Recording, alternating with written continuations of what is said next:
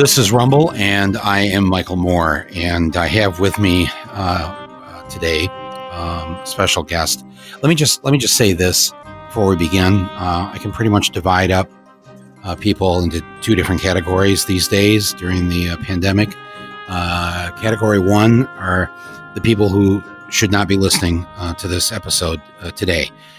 The people who desperately need to be reassured that we're almost through this. So we just got another little wave to go, and we'll have that vaccine before Election Day. This probably isn't your episode to listen to. If you've been told that the schools are reopening in September and no problem, and what you've been living through, everything's going to be fine because the kids will be out of your hair.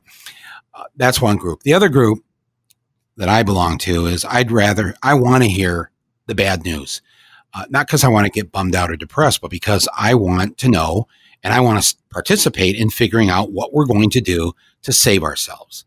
And I asked our guest today to be on Rumble because in these last 4+ months, she has over and over again, when I've seen her on TV, refuses to sugarcoat what's going on, refuses to pull her punch. When she should be like giving us hope, she's telling us the truth. And a lot of us don't want truth. We would just want hope. But again, I'm not of that camp. My guest today on Rumble is Laurie Garrett. She's a Pulitzer Prize-winning science writer and a global public health expert. She's worked at the Harvard School of Public Health. She's a senior fellow for health on the Council of Foreign Relations. Her books include The Coming Plague, which was written in 1994. The Coming Plague, Newly Emerging Diseases in a World Out of Balance. And other books since then, writing about HIV 30 years ago, and what needed to get done with that. When I first came to New York 30 years ago, each year, the number of funerals or whatever you would start to attend of people who had died of HIV, and I can't remember now when the last funeral was that I went to of someone who died of HIV. Laurie Garrett has been one of our most important truth tellers. It's an honor, Laurie, to have you on my podcast here today. Hi, Michael. Let's not beat around the bush. What everybody wants to know, of course, probably a question that you can't answer because the virus is the one with the answer, and the virus isn't very good at communicating. Where are we at, and what is going to happen to us? And I want to hear, even if it's not full of hope, I want to hear the truth.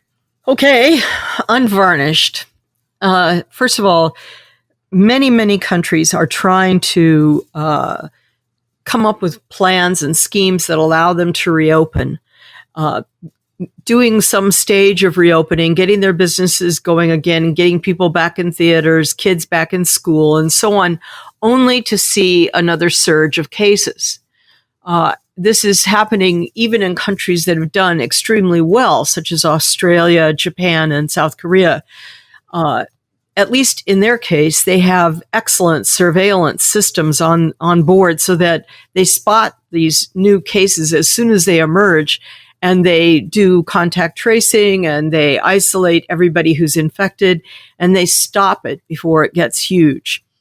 But it is important to recognize that in the absence of any really good technology that makes a difference, meaning an effective vaccine or a curative treatment that's affordable to all, this virus is going to continue to resurge and reappear all over the place. And one of the key reasons... For how long? Oh, years. Years. It could become...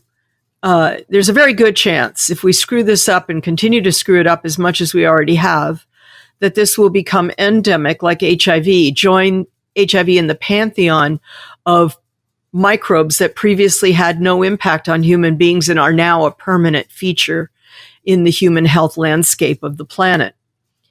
If that happens, then we will be in a situation where all over the world, people will have to take precautions all the time. We will have to be shutting things down for periods of time, then reopening for periods of time. There will have to be detailed infrastructures of contact tracing and public health that currently don't exist in 90+% of the planet. And we will be in a very, very difficult situation. It will be life-changing for just about everybody. A doctor told me last week that, and he lowered his voice when he said this. He said, we're going to be wearing masks on some level, pretty much for the rest of our lives. I went, what? He said what you just said, that there's some form of that. It just isn't, we didn't handle this right. And now we're really stuck with it for a long time. And when Zeke Emanuel, he was on CNN with Wolf Blitzer a few months ago. It's the first time I heard anybody say this was going to be a 2-year, maybe a 3-year pandemic. And Wolf immediately turned to the other guest. He did not want that going out over the airwaves live, but it shocked me. And I've since spoken to him and others, and I've listened and watched you. And you've made this very clear that what we're going through right now, the way we're going through it right now, this is at least you said, I think you told the Times 36 months, but you said that, almost 2 months ago. So I'm just curious, have you gotten more optimistic or well, I don't think you've ever been optimistic about this. You've been trying to get us out of our kind of fake optimism and get real. And I'm just curious now, as you see it, and just, obviously, don't be afraid. You're on my podcast. Well, Michael, here's the thing. We started off with a situation that was basically under the control of two individuals that are two of the most deeply flawed leaders of modern time, Xi Jinping and Donald Trump. And each made phenomenal mistakes that reflected their own sort of character flaws, their own very strange notions of what constitutes governance. In China, there is no doubt that they screwed up in December and January, no doubt whatsoever, and that they deceived the world or attempted to deceive the world about the true extent of the crisis. They tried to, handle it on their own without telling the world. And once caught with their hands in the cookie jar, they tried to smash the whole cookie jar. Once China began to take things a little more, shall we say, in a more civil manner, though let's keep in mind the Chinese journalists who were telling the truth about all this are still, for the most part, never heard of again. And some of the lead scientists who were playing a key role in China in January have, for all intents and purposes, disappeared. So let's be very clear. It's not like China suddenly became heroes, though they would like us to think so. But on our side of the pond, it's been the Donald Trump show. And that means that there's never for a moment been a consistent policy regarding how to deal with this epidemic. Now, it's one thing to have to change your policy because you recognize new science. And that happens in any outbreak with a previously unknown microorganism because you, by definition, don't know everything about the enemy. So like any good soldier, you have to adapt. You have to see what the enemy's doing and change your strategy. But we didn't even have a strategy to change. It's just been thoroughly playing to Trump's other interests, such as re-election, and has had nothing to do with a coherent strategic plan of any kind. And eventually Trump felt, when he saw all the criticism showered down on him, that the best way to deal with it was to tell all the states you're on your own.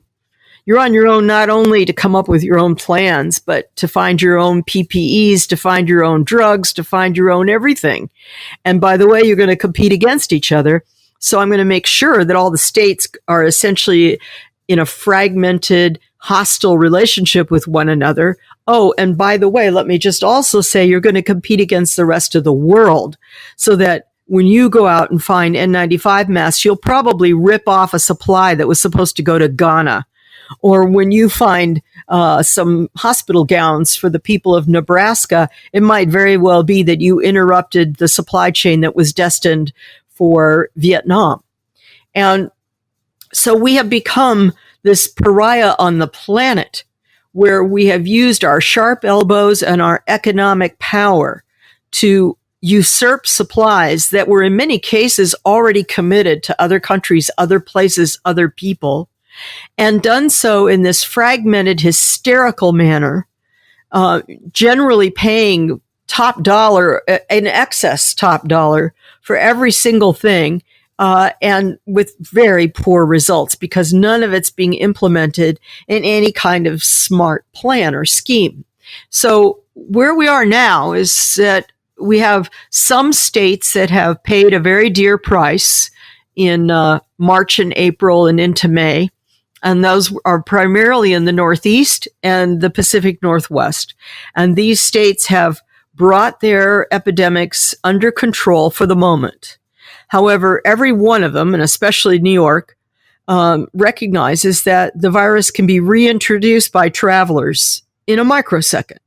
That having the new caseload come down to double-digit levels is laudable but temporary. Meanwhile, we have this explosion. I mean, nuclear bomb explosion of COVID going on right now across the Deep South and the Sun Belt. And it's in many cases in states that have had long-standing conservative governments that have cut the heck out of their public health budgets for years preceding the arrival of this virus, and have cut the heck out of their Medicaid budgets, made Medicaid eligibility so difficult, so painful, that they have high burdens of people with no access to health insurance, and have eliminated whole kinds of health services for the poor in their own populations. And so they are actually more vulnerable than the states that previously did battle with the virus. They have less resources to bring to the fight. Right. And then you add to this that it is clearly a virus that exploits divisions within society. So, I mean, if you're in India, that means it plays out according to caste. And the lowest caste, the Dalits, pay the biggest price in terms of death toll per capita, illness per capita, and so on. Here in the United States, our price is always a racial price. That's America for you. And so we see that more people who are African American and Latino in particular, and Native American, are coming down with severe forms of COVID that lead to death or near-death experiences and very costly, lengthy hospitalizations with huge impact on their entire family and often resulting in a loss of employment, a loss of ability to work for extended periods of time. And so this is exploiting and dividing us even further within states that already had been exploiting these very same divides. I think where we are right now is that even some of the most conservative, Freedom Forum members of the Republican Party are beginning to see the writing on the wall here. They're beginning to recognize that this president has no idea how to fight this virus, and that denial is not going to make the virus just spontaneously disappear, though the president just as recently as yesterday said eventually that's what was going to happen. The virus would just, quote unquote, disappear. And they're beginning to recognize that they're on a leaderless ship that is out to sea amid, 300-foot rogue waves, torrential downpours, and there's a leak in the hull. We're all on that ship too, not just the Republicans behind Trump. We're all stuck on that ship that's adrift. Of course, we're all paying the price for this. I mean, when you look at the unemployment lines in Lexington, Kentucky, that's Mitch McConnell's home state, and the lines to receive the PPP checks are a full day in line. You get in the line at 4 a.m, and if you're lucky, you see someone and maybe fill out a form that gets you committed to receiving a check eventually before they close at 5 p.m. This is, this is not going to build a voting clientele for Mitch McConnell. So I think that what we're seeing now is a lot of frantic pursuit for quick solutions. On Wall Street, that means euphoria every time. I mean, just insane euphoria on the stock market every time any drug or vaccine potential is whispered in positive ways to have had some potential, positive outcome. But let's be very, very clear. We have no curative drug. We have no fundamentally shattering or differential treatment, and we have no vaccine at this time. Everything is somewhere in a pipeline with no clear idea what may or may not work. So Wall Street jumps up and down and gets excited, but there will come a moment down the road, Michael, where because of this warp speed mandate from the president, which is a competitive mandate mirrored by Xi Jinping, who's already actually ordered vaccine used on Chinese military personnel that is utterly experimental. And by competition in other countries in a nationalist manner, we're in this warp speed race to be the first country with a viable vaccine. It will get rushed out. The president wants it, of course, in use before the election. He wants to have the stock market buoyed by it, and he wants the American people buoyed by it so that he can say, look, reelect me, I've succeeded. Well, there won't be a vaccine that has undergone the kinds of rigorous testing necessary to not only prove that it works, but also that it's safe. You can't do that between now and November. It's impossible. You can't even recruit the personnel to undergo the safety trials. You can't develop the appropriate standards inside the FDA for the approval process. It's absolutely impossible. So you're saying there's not going to be a vaccine by October? No way. No, it's not. I'm just curious because, your Pulitzer was for your work on Ebola. And the vaccine that they came up with, that took at least 5 years. Has there ever been a vaccine that has been invented in 5 or 6 months? No. Never. The only thing you could say is that we do manage to come up with new flu vaccines in relatively short windows of time.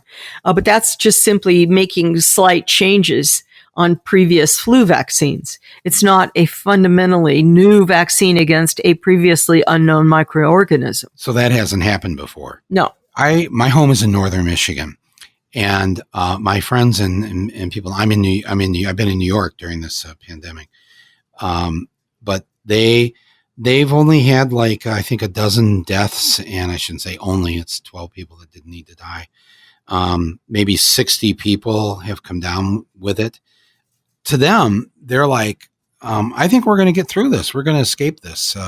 We live in northern Michigan. It's sort of away from the maddening nation. I don't know what to say to them because I find their sense of wanting to believe that somehow you can be in this country but not be affected by it. Eventually, not be affected. And I think eventually that we will, in places like northern Michigan, be seriously affected. What do you say to people in those?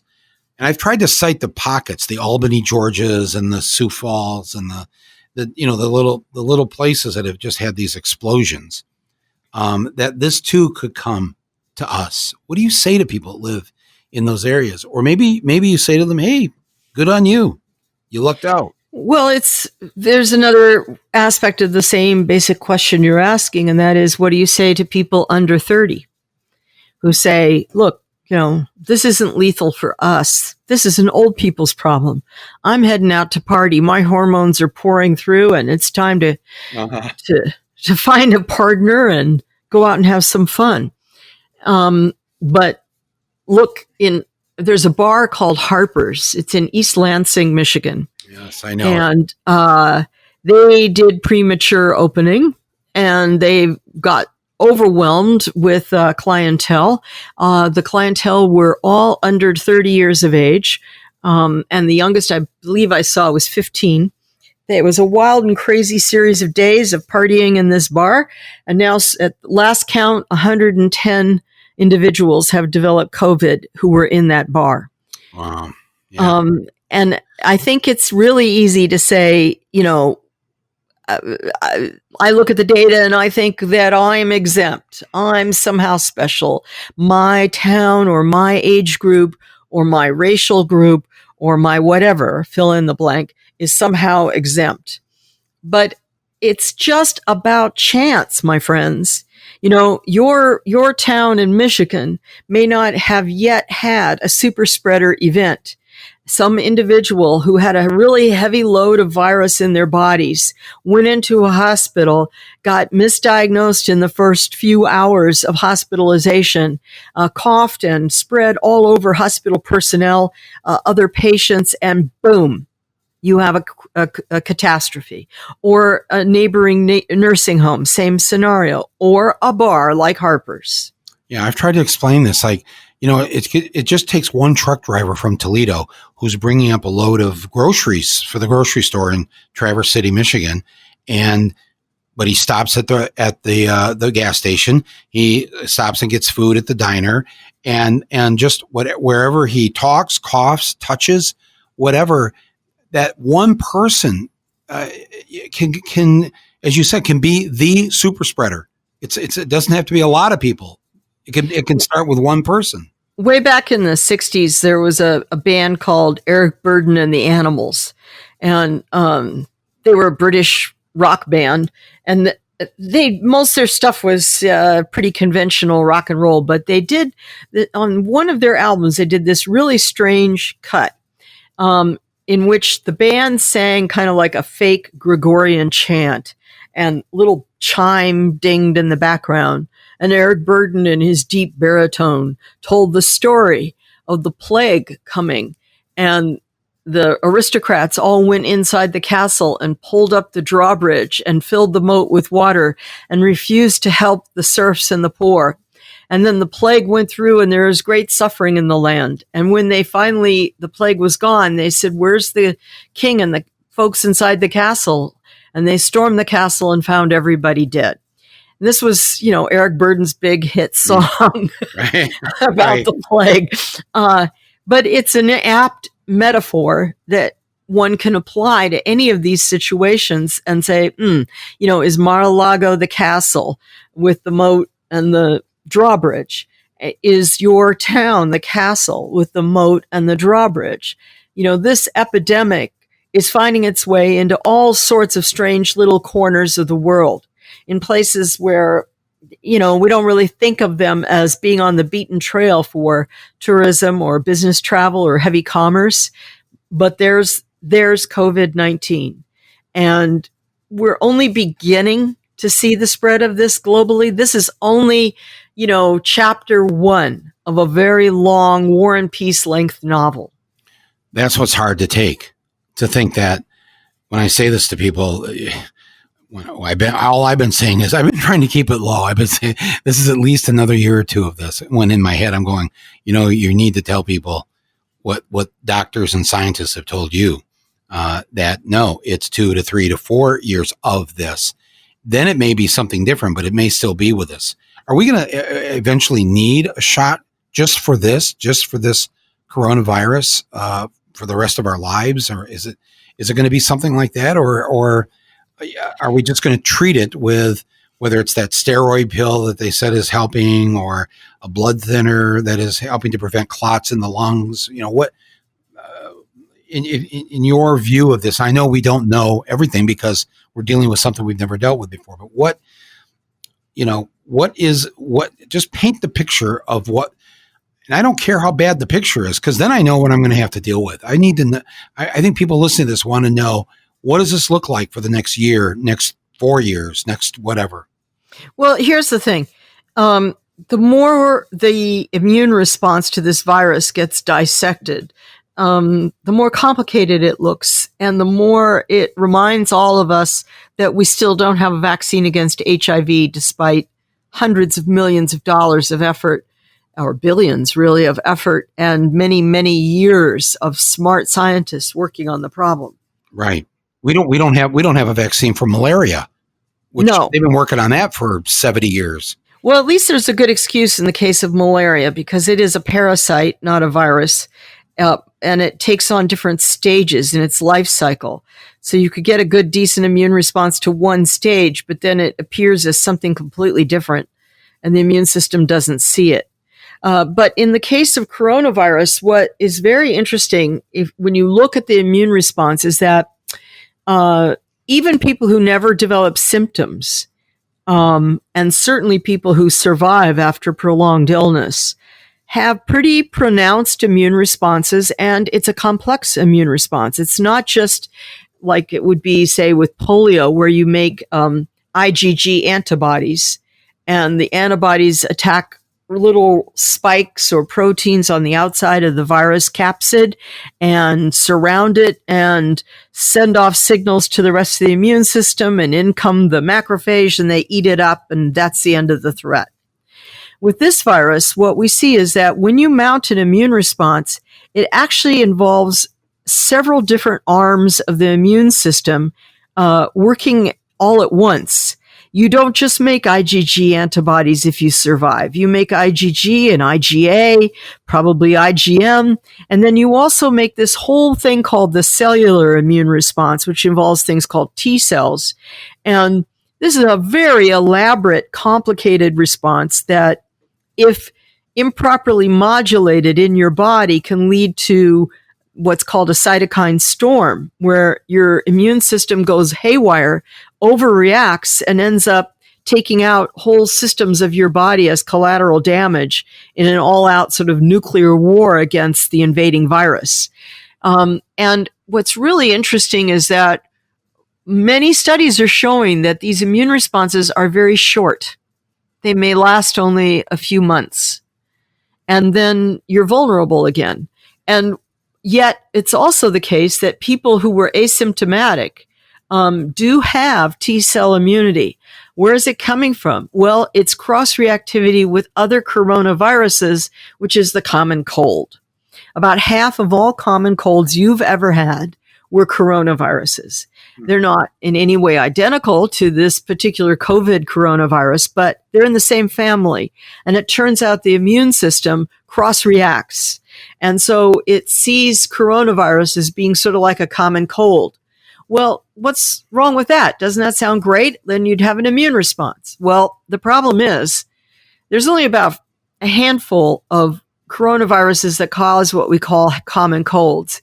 And yet just about everybody listening to this gets a cold just about every year. And it's because the immune response to those viruses is short-lived. It doesn't go into what's called the memory compartment of the immune system as a sort of permanent thing, like a measles shot is, like a polio shot is.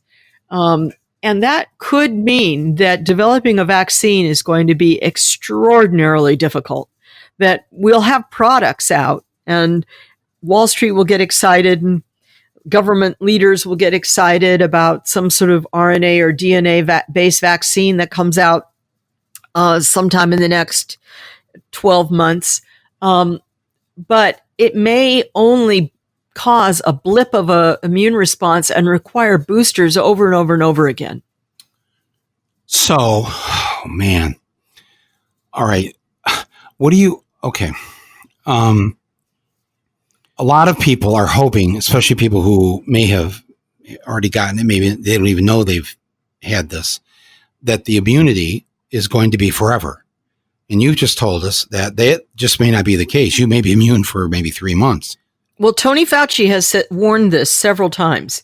In his testimony most recently before the Senate, he tried to make senators understand this, but of course, none of them wanted to yield sufficient time for him to explain the science. So you just caught, a sentence or two of him saying, we don't know what the duration of the response is, quote unquote.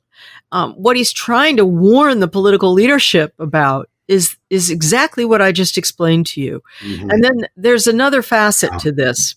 The vaccines that are at the front of the line in terms of rapidity of development fall into two categories. One category is vaccines based on nuclear material, nucleic acids, either mRNA or DNA. So this is the genes of the virus. The genetic material of the virus becomes the vaccine. Or they are vaccines where you take the code for specific proteins that are on the outside of the virus and you stick it into a common cold virus called an adenovirus. So there's two types of common cold viruses, coronaviruses and adenoviruses. You stick it in there with the adenovirus, and then since the adenovirus is relatively harmless, nobody dies of a common cold, then that becomes the way of you sort of infect people with a common cold and they get immunized in the process against COVID.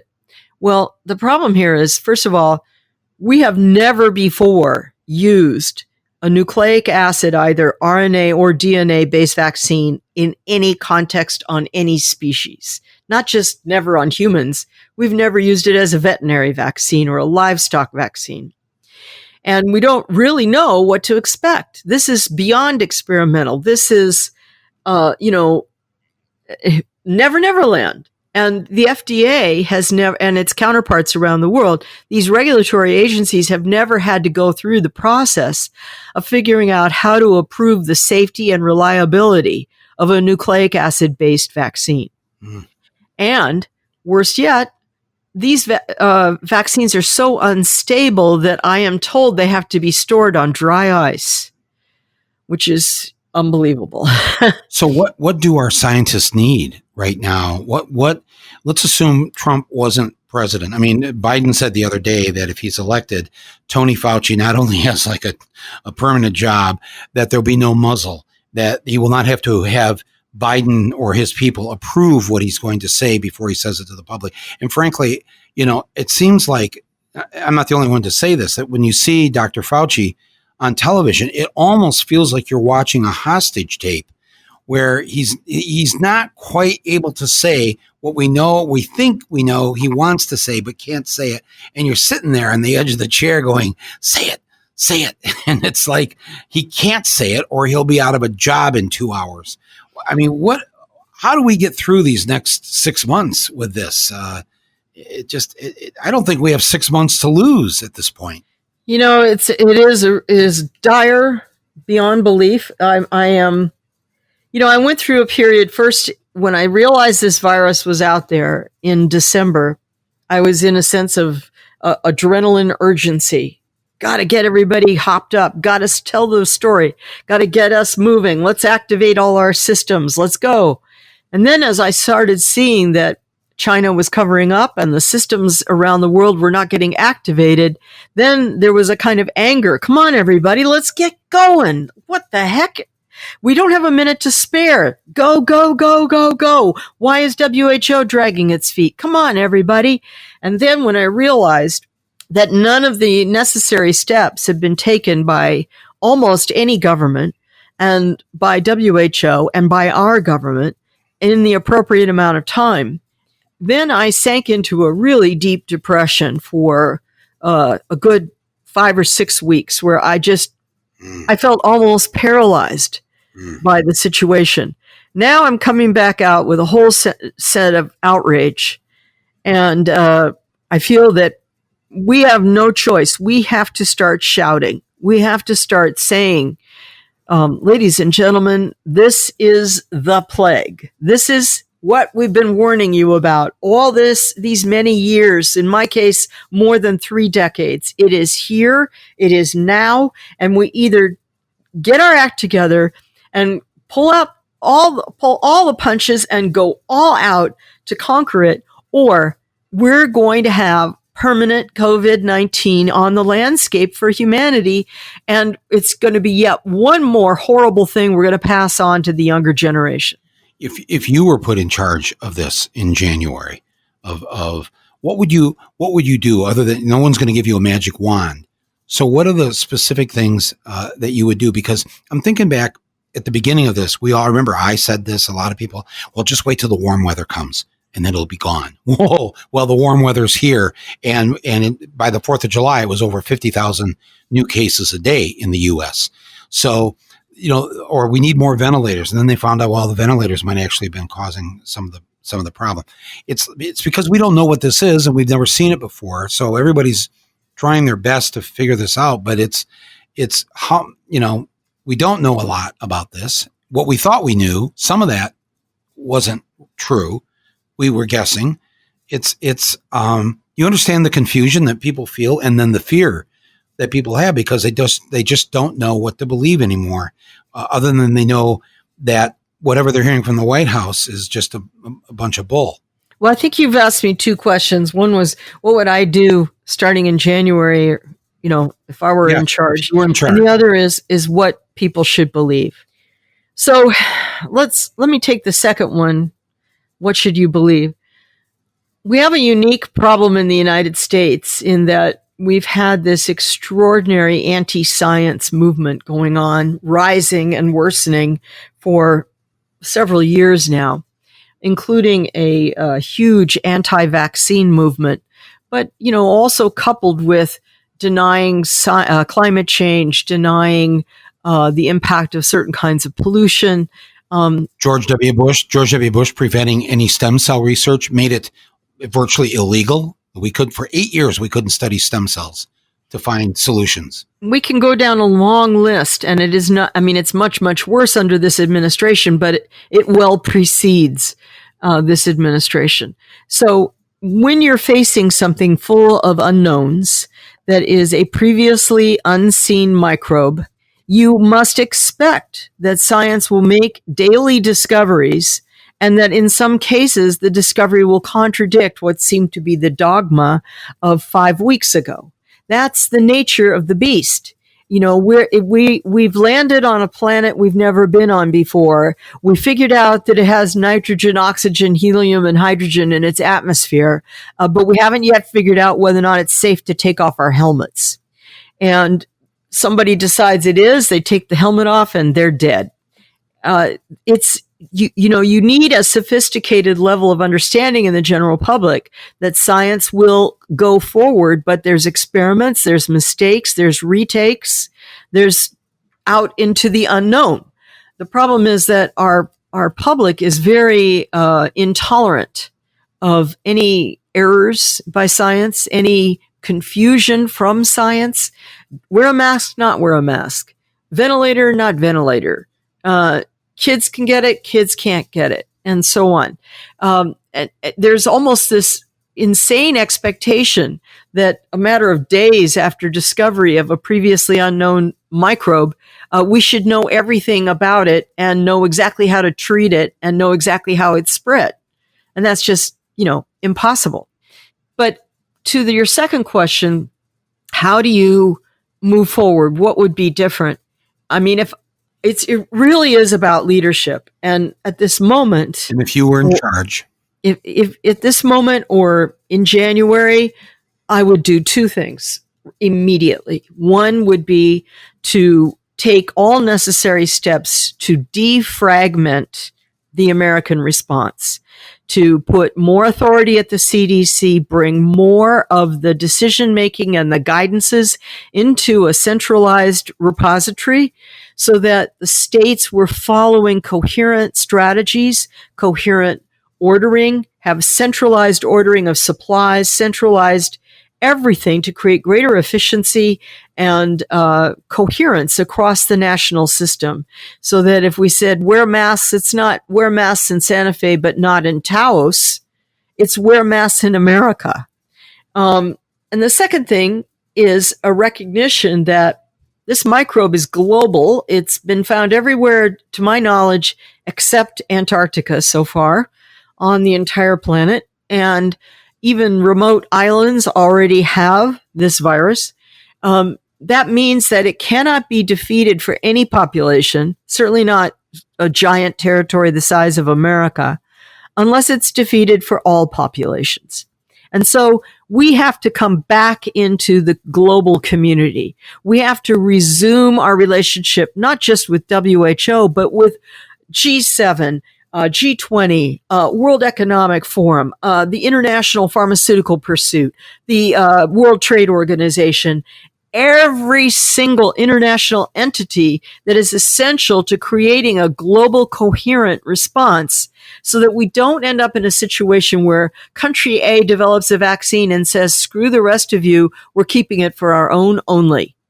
Or, as just happened, Secretary Azar says remdesivir might provide some margin of shorter hospitalization time for people who get full-blown COVID-19.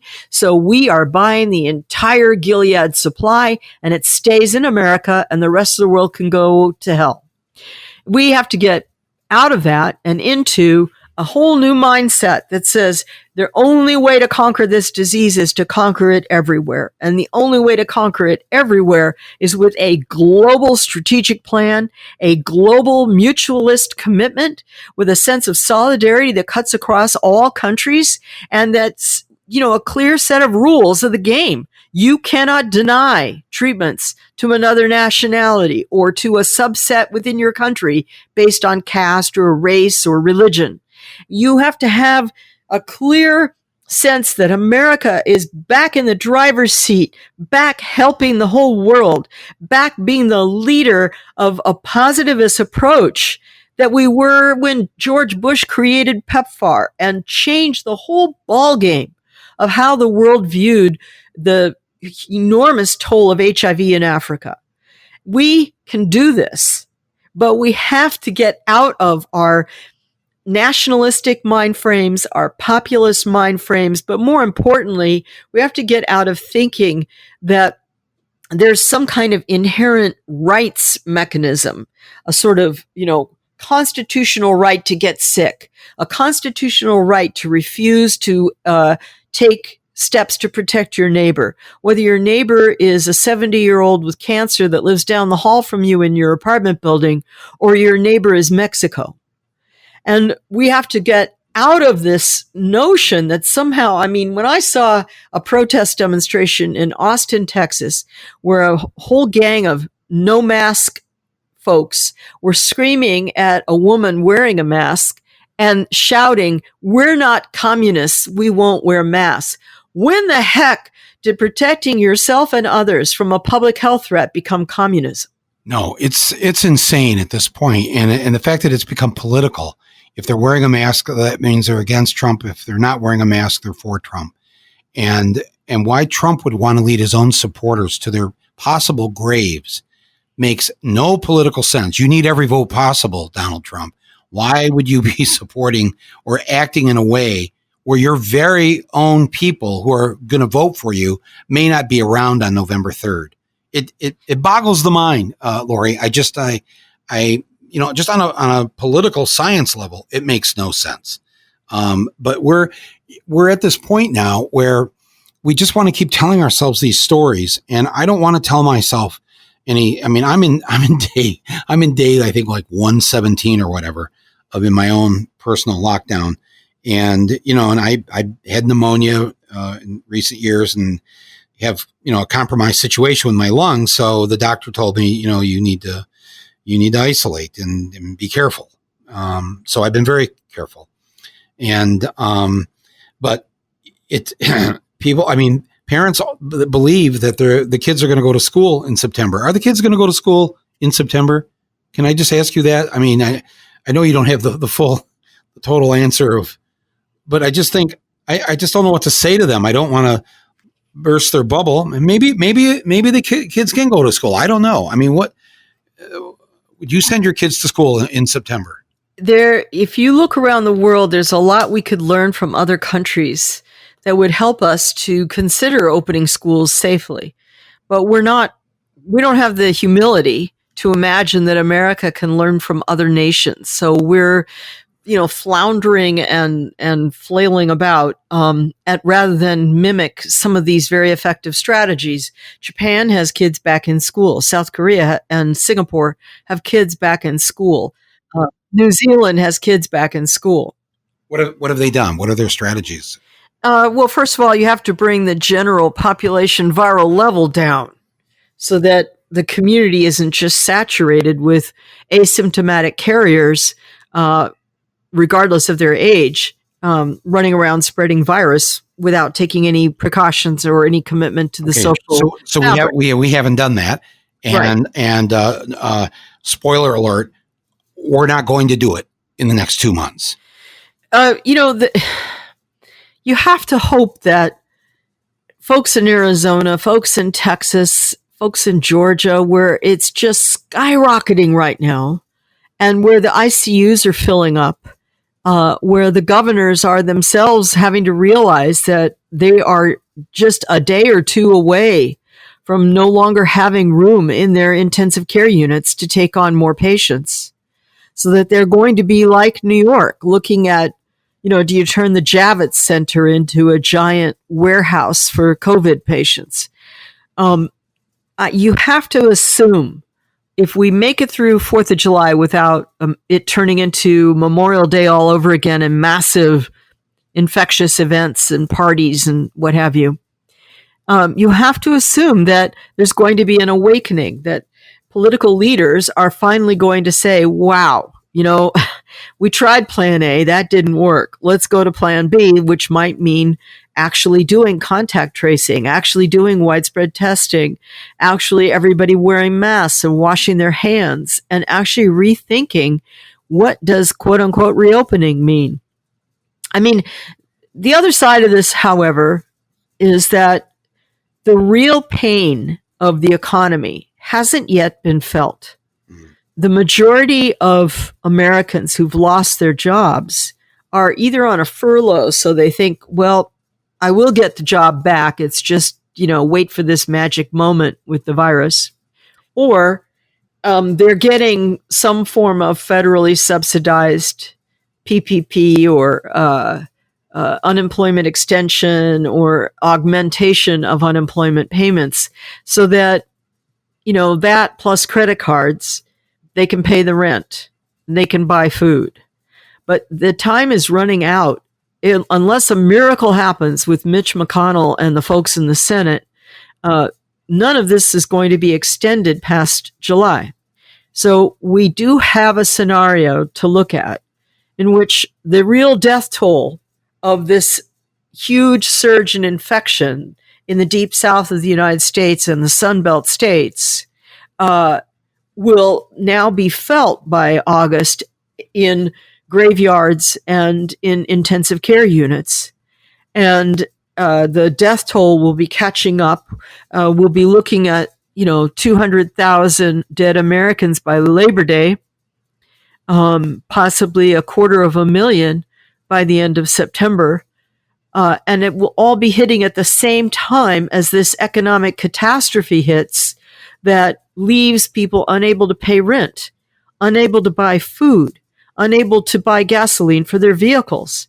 And that could make all the politics of this even more unpredictable and uncontrollable, because in their desperation without jobs, people do a lot of crazy things. And, it has been part of the political agenda already to pit the economy against the virus and to have the public buy into the idea that public health is trying to somehow make them poor, that it is somehow the mission of public health to destroy the economy, which is clearly not the case. There have been multiple estimates of where our GDP will be by December based on the current trends with our epidemic and our lockdowns. Most of the estimates put us at negative 8% GDP by December. Well, we've only been in that kind of territory of economic despair about 7 or 8 times in the 20th century up to now. So in the last 80 years, we only have a handful of incidents that come close to that level of catastrophe of the economy. And frankly, most of the people I know in public health are pretty incompetent when it comes to both politics and economics. And most of the people I know on Wall Street and in economics have absolutely no control of their hubris and believe themselves to be capable of absorbing public health and science with great wisdom and figuring out how to put that into their economic forecasting. We don't have a real conversation based on respect between the two sides, and it is easily exploited by politicians. What has happened to us? I mean, not that we ever had it completely figured out. When he says "Make America Great Again," I mean, I've always loved this country, but I've never thought of us as we've never had really realized our potential and done what we could have done or should have done by now. And now I don't know how we're going to get out of this. I don't know how. I'm one who doesn't believe we can't just sit around between now and January. We can't all stay indoors. The economy, as you just mentioned, is, like you said, we haven't really truly felt the absolute pain of this. People are struggling right now. It's the beginning of July, and a lot of people haven't paid the rent. Are they going to be evicted? Are we going to see mass evictions, mass foreclosures? Everybody is so on pins and needles about this, Laurie. They should be. They should be. And, the first people that are actually really going to be in trouble are the small landlords. The person who, 20 years ago bought a couple of houses in addition to their own, and they've been renting them out, and they're decent folks, and their margins are really tight. And if their renters go 2 months without paying rent, that small family landlord is going to be turning to their bank saying, "Hey, can you give me some time on my mortgages?" Right. They can't pay the mortgage. And those banks are going to be saying, Wow. The banks are going to be calling them in. So I am not an economist, so I've tried to teach myself as much economics as possible, but at a certain point, I will caveat what I say. And in this case, I have seen several debates of late in key economic circles about whether or not we'll be experiencing a homelessness crisis in most major American cities by the fall. And I've seen some claiming that it could be the worst homeless crisis since the Great Depression. I've seen others claiming that because of the credit cycles, there were no such thing as credit cards in the Great Depression. Because of the ease with which people can borrow, most homeowners will be able to retain their homes, and most people who own apartments and what have you will be okay. I just don't know. What I can say is this. Most of the smart leadership in public health is already experiencing in America death threats, incredible hostility. We have police protection and Secret Service protection around many of our public health leaders right now at the local level, all the way up to Tony Fauci. And the hostility against contact tracers and people coming around knocking on your door asking, "Are you wearing a mask?" and so on is very high. We're seeing more and more episodes where the two crises of our time are getting conflated so that you have, older white right wing with guns raising those guns in objection against, African American or Latino poorer representative of public health measures. And you can just see this could potentially, if our fearless leader continues to try and whip up flames of white power and then of I don't wear a mask and then this and that, it all becomes conflated in a way that could be absolutely catastrophically disastrous in America. And this is what makes us unique, unfortunately, with the rest of the world. And I have to say, all my friends outside the United States are looking at us in astonishment. Yeah. No, they cannot believe that what's happening here. When you have all of Europe, the whole European Union is reporting maybe 4,000 or 5,000 new cases a day now, and we're well over 50,000, and we have 100 million less people than the European Union. It's so it's embarrassing. But I just want to go back to something you said here, because I read you said this in the Times to Frank Bruni.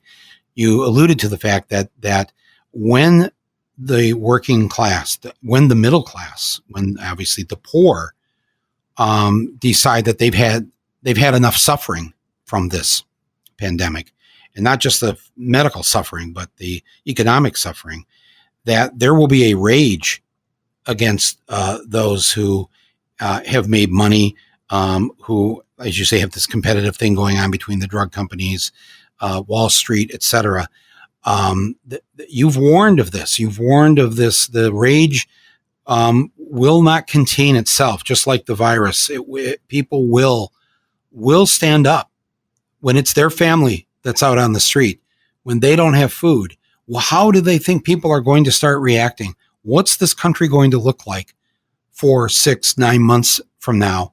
On one level, I'd say it's not going to be a very pretty sight, but on another level, I think, well, maybe this is the reckoning that we've needed for a long time to fix the things that we need to fix. I mean, what's your honest feeling about this? And don't be afraid of inciting anything. Rage can be left wing, but rage can also be right wing.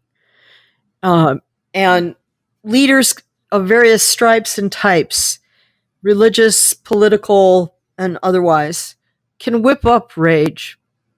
I don't see any guarantees that a rise in collective anger equates a sort of progressive movement or some such thing. It is probably extraordinary. The first step of all this was, the George Floyd protests and Black Lives Matter, and now becoming about police reform. And that, I do think that is happening now because of COVID. Yes, there have been police killing African Americans and Latinos forever. I mean, it's been a horrible legacy that's gone on in America for as long as I've been alive, and certainly well before that. What has changed is, that you have cross-generational conversations of people hunkered down in their households together. College kids home with mom and dad and maybe grandma. And the conversations are taking a dynamic that we just haven't seen in the past. We just haven't seen for generations. Right. And on top of that, I think the disproportionate toll that the virus takes in those communities means that there's another layer of rage, another level of outrage about racism in America. But to the class question, will we see some kind of massive uprising based on people losing their wealth, of people losing their homes and their livelihoods? First, in America, the middle class is never outraged. The middle class gets miserable. The middle class gets angry, but they never really get outraged. It's not an American phenomenon to have an outraged middle class. Mm-hmm. And working class does not self-identify as working class in America anymore. So when we talk about outrage that is actually, directed at recreating the way we work in America, it's interesting that some of the most progressive and outraged statements about the nature of our economy, the wealth gap, and the corruption on Wall Street are coming from other Wall Streeters. It's Larry Summers, and I sat through this meeting with Gordon Brown, the former Prime Minister of the UK, and Larry Summers, who was Treasury Secretary under Obama during our great financial crisis of 2008 and 9. And they were side by side saying, we have to recreate globalization, only this time not just to the benefit of the super rich. And we have to create a sense of global solidarity that means a new kind of economy on the planet. There are a lot of people on the climate change side saying the same thing. This is the moment to say, as we restore our economies, as we come through COVID, we've got to come through green. We've got to come through with a lower CO2 footprint, with a elevation of new green economy, new kinds of employment. And you do see a lot of excitement about the possibility of capitalizing on this moment of grievous tragedy and hardship to create a new kind of world, a new kind of structure. Whether any of that's going to rise to have the voice, I think will largely depend on who is running the world, come 2021. Is it still Xi Jinping, Vladimir Putin, and Donald Trump? Or will there be some alterations in that landscape? What are you doing to take care of yourself? Are you staying pretty much at home? Do you go out and about? What have you done during these 4+ months? I have been pretty much at home, and like everybody else, I'm getting pretty sick of it. I do go out for exercise. I never leave the apartment without a mask on, not even inside the building. Mm. And I also wear gloves when I go out. It was all easier. It's easier to wear an effective mask and heavy gloves and feel safe when you have winter clothes on. But now with summer heat, it's all becoming a little more difficult. And I do feel that I can't go very much longer without feeling another human being's touch and without having, really vigorous exercise that goes well beyond what I can do in the confines of my apartment. Right. I think we're all getting sick of Zooming and having virtual connections. Right. We're all getting sick of these sort of, stilted cocktail parties with friends online. And I long for that moment when you would greet your friends at the front door throwing a party and give everybody a bear hug as they came in the door. Yeah. Doesn't feel like that's going to be anytime soon. I wonder what the effect, the lack of human touch for people, especially people who are single or live alone or whatever. I'm just asking for a friend. What the effect, the mental effect that this has had on us, and you're right. I think I'll tell you the one that hit me. I was in the hallway of my apartment building, trying to fix my bike to go out and take a ride, and a toddler came running down the hallway towards me from another apartment, and I realized that this child was born about 6 months before COVID hit. Mm. And she wasn't wearing a mask. And so I said, 6 feet, to warn her not to get too close to me. Mm-hmm. And she just put the brakes on, stopped and laughed and waved at me from, how does an 18-month-old kid know what 6 feet is, or however old she is? At any rate, I said to her mother, who came running out to catch her, has she had physical contact with anybody her age? And her mom said, no, she hasn't played with any peers. Wow. And it suddenly dawned on me that we have a whole generation of little children right now who haven't been socialized by playing with other little children, getting into tussles, learning what dominance is, learning how to be a friend, learning what's appropriate affection and what's not. You don't hit somebody. If they don't have a sibling hunkered down with them and they're all alone, it's just they and their parents. Right. Wow. And every cue they're learning is bouncing right off from their parents as if they were living in a bubble. Mm-hmm. Right. And I think, wow, if this continues out, and it will, for many more months, these are formative years for these kids. If you take the whole year of, say, 18 months of age to 36 months of age, and you've not been in nursery school, you've not been in playgroup, you haven't had people besides your parents close to you, and you haven't learned how to make fun and time without your parents around you, wow, what are these kids going to be like when they turn 4? Right. No, I can, this is what I was thinking. When these kids get older, we're going to have a lot of trouble in the movie theaters. Assuming we still have We movie won't theaters. have movie theaters. We won't have, no, don't say that. Is that really true? Well, I know, I've actually been in some consultations with some people in the industry who are trying to figure out how to make movies and how to Yes. reopen movie theaters.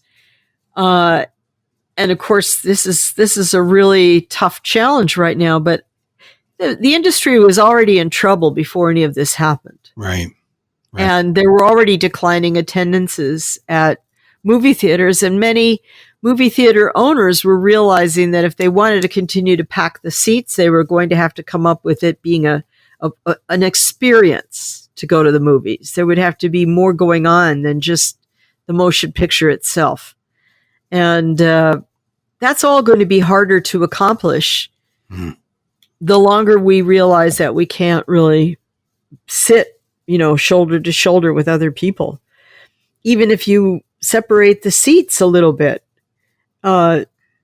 it's still going to be tough. You gotta crawl across somebody with your box of popcorn to get to your seat. You can't keep your mask on while you're eating popcorn. Pretty tough. When you laugh out loud, that just goes out everywhere. And if you've got a theater of 300 people laughing out loud, I noticed Governor Cuomo. He said last week he's got all these phases of reopening. This can open, this can open. There's like 5 phases. There are 2 things that are not in any phase: gyms and movie theaters. He said he doesn't know when they're going to reopen.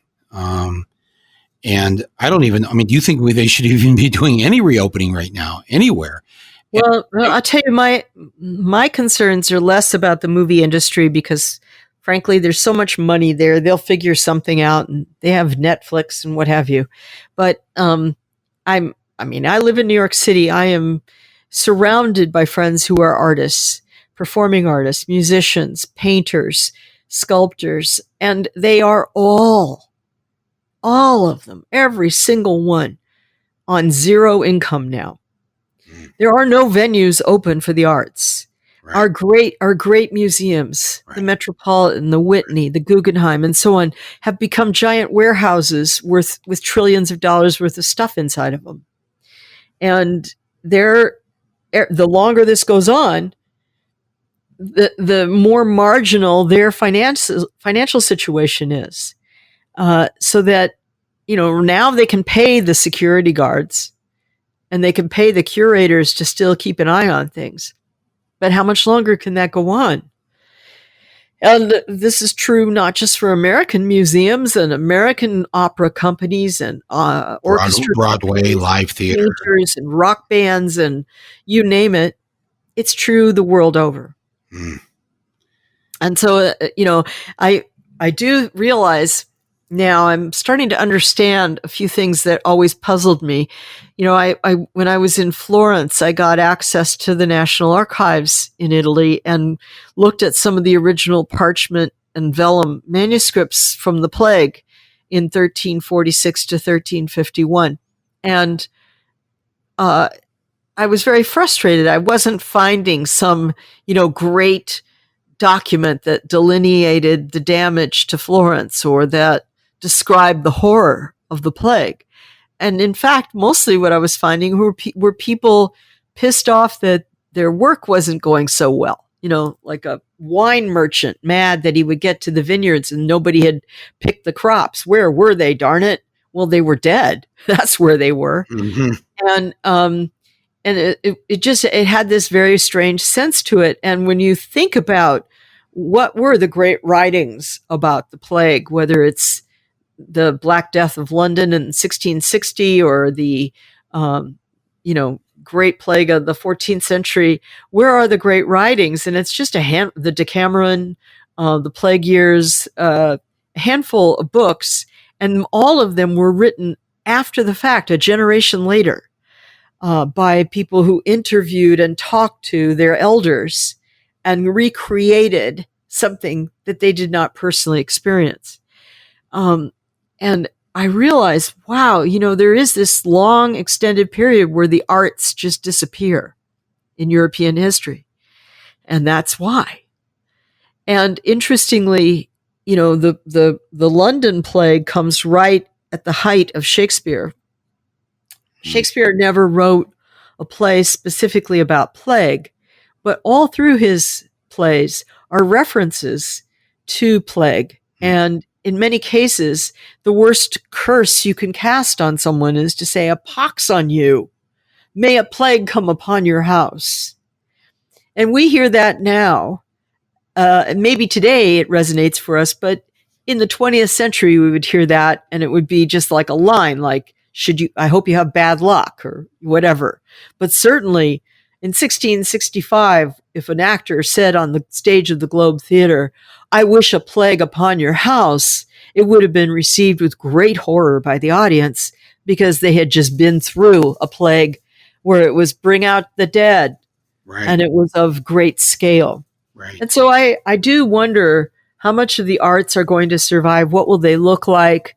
What will the arts be saying about this moment as we get away from it? And will we have something more than just kind of egocentric reflections on being stifled inside during a lockdown, and instead have something really, truly meaningful and profound that comes out of this, that is reflected in the arts, in economics, in how we do business, in how we relate to each other as human beings, and of course, in science. I have two final questions for you.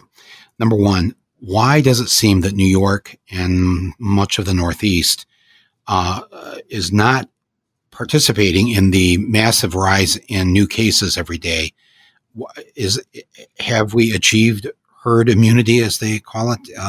Is it possible that it went through so much so bad that enough people got it? Or what is there a scientific explanation for why New York and parts of the Northeast seem to be avoiding the catastrophe that's currently taking place? Well, we already had our catastrophe. So that we had it. And we had it, but does that mean that's it? It has nothing to do with herd immunity. I think the highest level of infection found in parts of New York City is only about 20% of the population has antibodies. So herd immunity, you've got to get, up in the 80 to 90% level.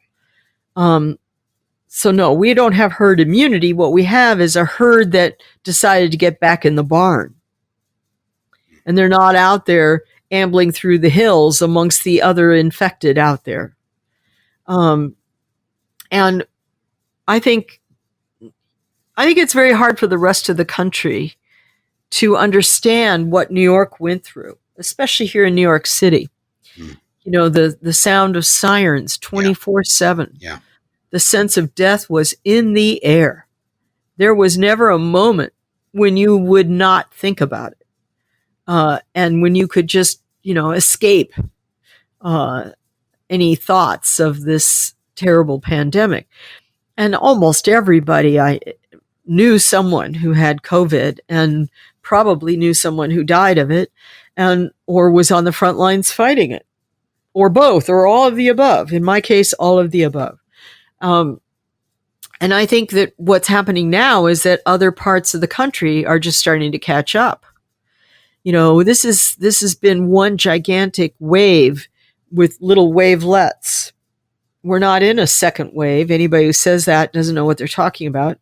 The virus is spreading out all over the country. And, my biggest concern for New York is that we have a historic multi-generational tradition of a kind of de facto bridge between New York and Florida, with very large percentage of the population of Florida being former New Yorkers and a lot of New Yorkers having relatives in Florida, and a lot of back and forth is normal. And with Florida now being one of the epicenters of our epidemic, I'm worried, and of course the governor shares this worry, that we're going to see a Floridian, visitor or groups of Floridian visitors bringing virus back to the city again. Now, so what does this mean going forward?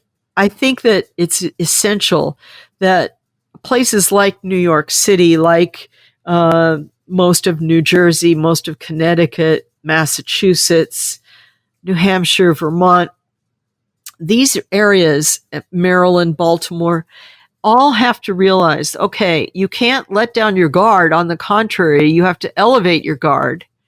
And you can't lay off personnel. You have to elevate your public health personnel. Now is the time to be building really, really sophisticated surveillance systems so that we spot an introduced case early when it's possible to trace every person that individual has been in contact with. We test all those people as fast as possible. Any that turn up positive are placed under self-quarantine.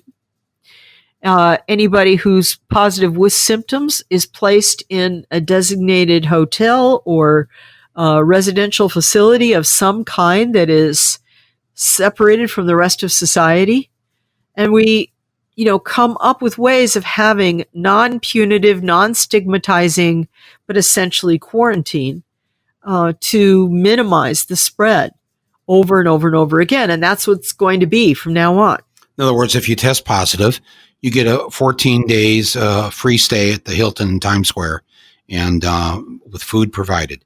Something, I'm being something like that. But that's what it's a version of, didn't China finally figure out, oh my God, 70% of the people that have died in China have been killed by a relative. Like after somebody tested positive, then they just went home and infected everybody in the home. Then they said, okay, no more of that. We've got to have dorms and hotel rooms. And for 14 days, they've got to, stay quarantined. I don't even know. And this is the last thing I was going to ask you about testing. Why bother getting a test? First of all, if you go to the City MD or the walk-in clinic, you get the results back in 3 or 4 days. Well, how many?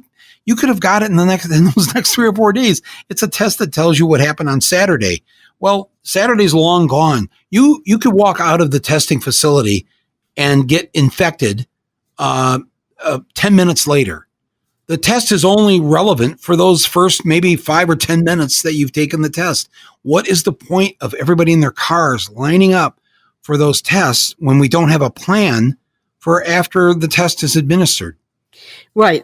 If testing by itself is not terribly useful, it may be an interesting piece of epidemiology that tells you have a problem, but it's not useful on an individual or an employer or school basis. I went through a long period where I was getting phone calls from large companies asking me, how many times do we have to test our workers and how frequently, and what do we do if they test positive by this and that? And I said, if you're going to think that you can open your business, your factory, your production center, your financial business, whatever it may be, and have everybody back in the office or on the factory floor and then be testing them every single day, that's not the way it's going to work. That's not the answer. First of all, you're not even going to get a hold of that many test kits. Second of all, there are real reliability issues on all the tests, but especially the antibody tests, which are proving to be pretty flaky. But then on top of all of that, it's exactly what you said. An individual may test negative on Monday, go shopping for food Monday night, and be positive on Tuesday. Does that mean that every single kid returning to school should be tested every single morning? The interesting thing is I was in the SARS epidemic in 2003, and I was in China and Hong Kong. And then I returned to see what changes had been made to deal with future epidemics in the hard-hit areas of Vietnam, Thailand, Singapore, Hong Kong, and China. And in that case, about 90% of all transmission was from people who had fevers. So the thermometer became the tool of public health. It was more important than the mask, though the masks were worn. And every single airport, every single train station, every building entry, everything had either temperature taking portals or individuals holding fever guns. And if you had a fever, you were separated from the rest of the herd and told to follow procedures. And those procedures varied by country. Unfortunately, when China first got hit with this and realized it was a cousin of the SARS virus, I could see they were activating the SARS playbook, and everything became about fever checking. And that is probably why things got so out of control in Wuhan, because we now know at least half, if not the majority of transmission is from people who have no symptoms, including no fever. Laurie Garrett. This is for the people who, I got a feeling everybody who started with us is still with us, and the people I warned not to listen to this listened to us.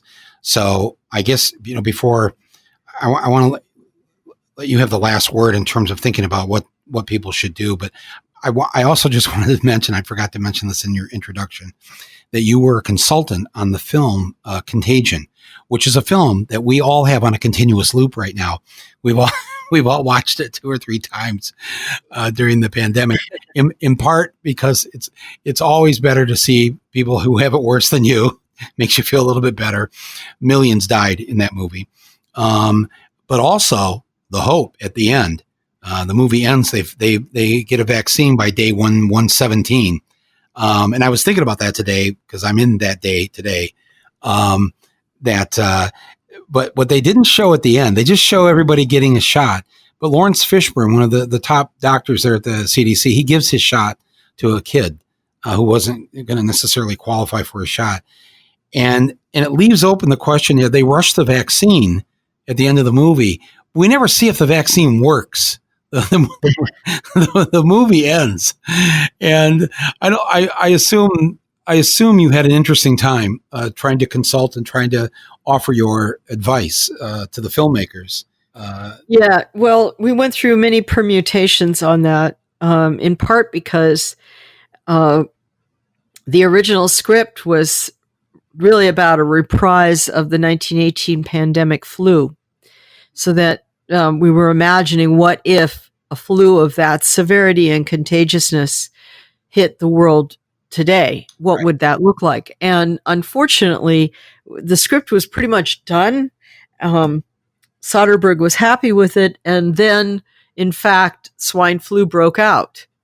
And we watched it play out, and it played out exactly as we had written the script, with one big exception. It wasn't a terribly virulent flu. And it didn't kill Gwyneth Paltrow in the first 10 minutes. a crime if there ever was one. But you're right. But so what then? What did you all do? So that meant that everybody had to go back to the drawing board and rethink. Soderbergh said it can't be flu now. We've got to come up with something else.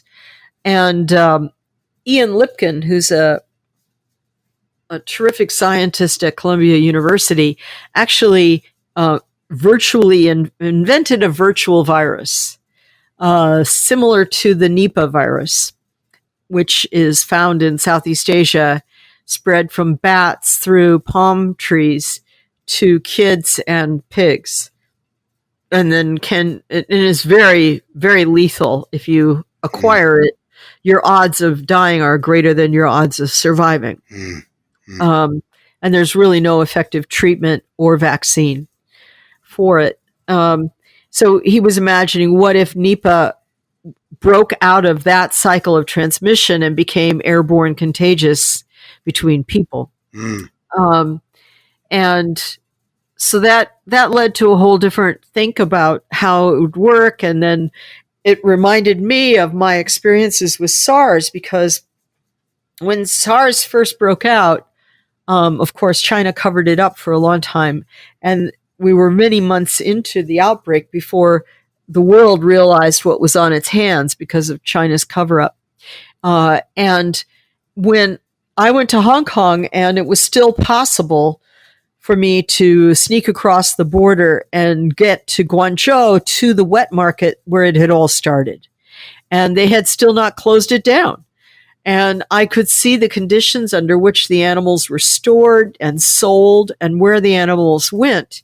and in particular the civets, which we now know were the sort of conduit. It went from bats to civets to people. And then go to the restaurants and the dormitories where the restaurant workers lived and see how it spread inside those restaurants and how it spread inside those dormitory conditions. So that became a big part of Contagion. We built that into the movie, and you do see in the final scenes as Matt Damon finds Gwyneth Paltrow's phone and opens it up and looks at the photos, he realizes how she was exposed in this restaurant. Right. The end of the film is kind of like a memento reverse, or it takes you back right to the very first.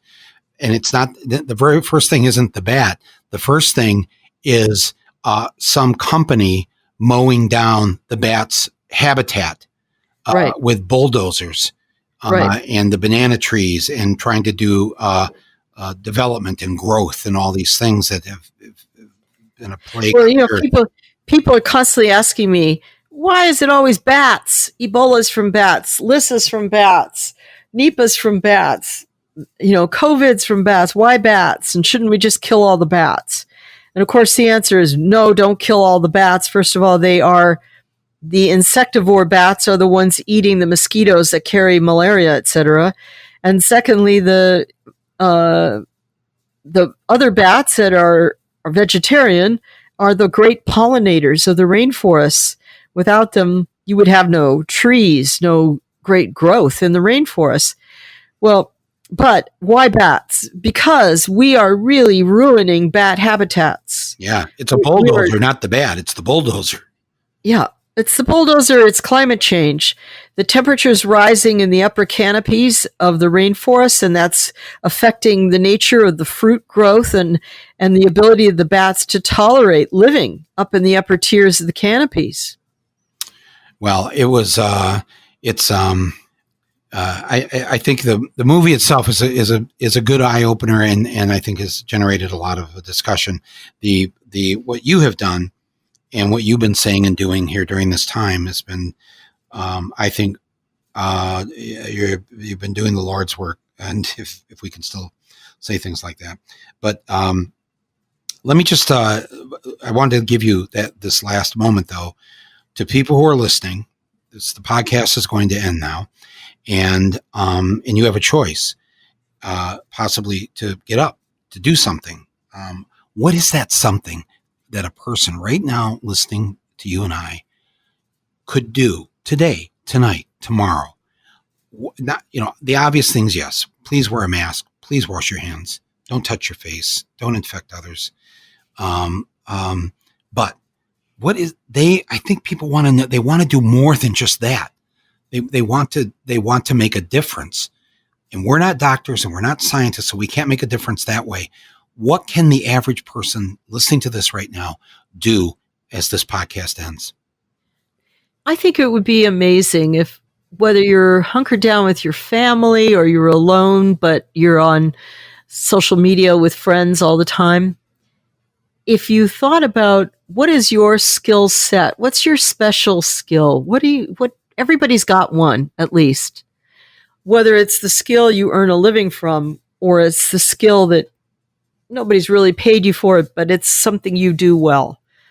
Is it singing? Is it dancing? Is it being a fixer, a diddler, an inventor, an engineer, whatever it may be? To sit down with like-minded colleagues and friends with the same shared skill set and ask, what can we be working on now that reimagines society after COVID from our point of view? How can schooling be different if your skill is a teacher? What would you've always been mad about all the problems in the school system. Everybody's always mad about problems in the school system. Now's a good time to ask with fellow teachers, what would a school really look like in the post-COVID era? What have we always wanted to fix? Let's fix it. How would we fix it? let's start that conversation now. We're hunkered down. Everybody we need to reach, we can find on their home phone number or their home email address. Let's get the conversation rolling.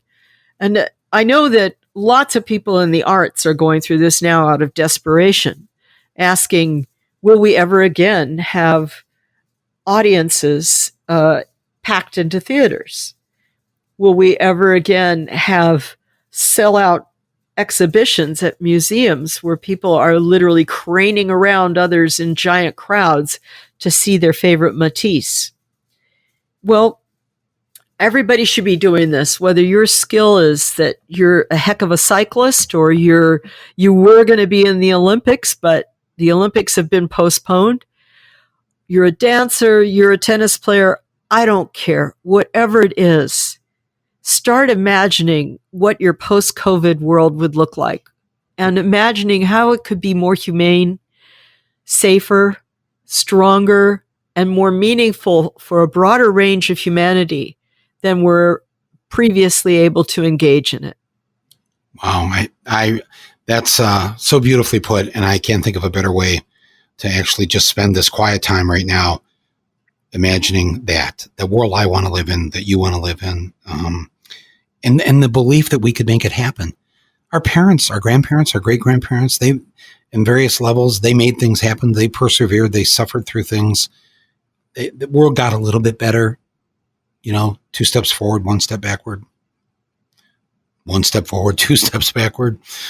But I'm going to do what you just said. I'm going to think of, that's how I'm going to spend the rest of today. I'm going to just gave me an idea. I'm going to get out a piece of paper and make that list of what that world, whether not just my personal world, but the world I live in, what that could be.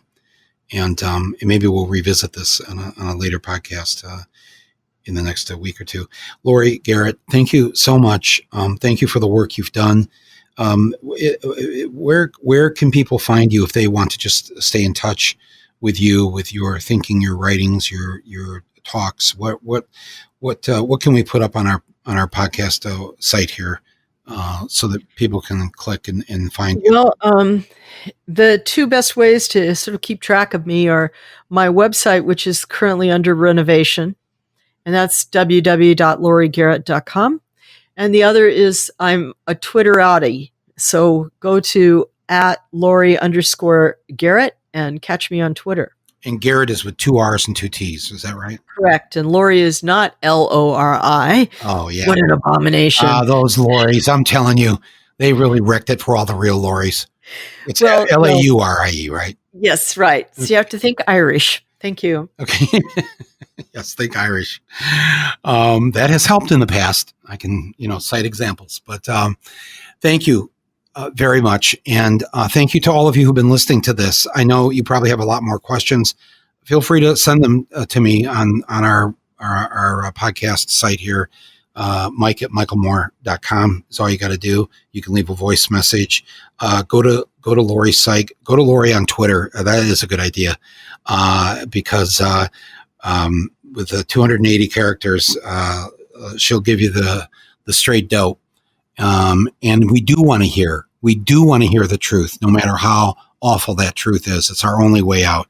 And I thank you for your honesty, Laurie. And please keep doing, and please come back on someday to this podcast. It's been a great time to spend with you here. Stay safe, Michael. You too. And everybody out there, you too. This has been Rumble. I'm Michael Moore. Thanks to our executive producer, Basil Hamden, our editor and sound engineer, Nick Quaz, and to everybody out there, be well, and we'll talk soon. Godspeed, Mother Nature.